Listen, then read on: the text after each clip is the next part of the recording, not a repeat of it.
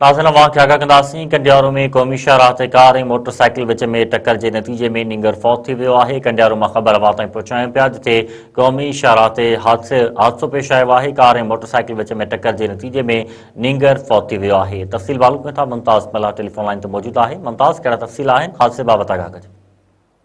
कंडियारो भरिसां क़ौमी शाहराह ते टूल प्लाज़ा वटि हिकु तेज़ रफ़्तार कार ऐं मोटरसाइकिल जे विच में जेको टकर थी पियो आहे, जंहिंजे नतीजे में 8 साला जेको आहे निंगर आहे उहो फौत थी वियो आहे ऐं 10 साला नींगरी जेको आहे सख़्तु ज़ख़्मी थी पिया आहे। अहिड़ो इतला मिलंदे ई हथवार जा रज़ाक वारा जेको आहे हादसे वारे हंधि पहुची फोतीअ जो लाश ऐं ज़ख़्मी ॿारड़ीअ खे जेको कंडियारो अस्पताल पहुचायो वियो आहे, जिथे फोतीअ जी जेका सुञाणप थी आहे उहो 10 साला आहे ज़ाकिर अली सोलंकी।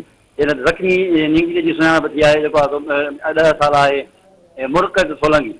जॾहिं त जेको आहे ज़रूर कार्रवाई बैदि जेको आहे लाश वारसनि हवाले कयो वियो आहे, जॾहिं त कार ड्राइवर खे कंडियारो पुलिस तहवील वठी छॾियो आहे।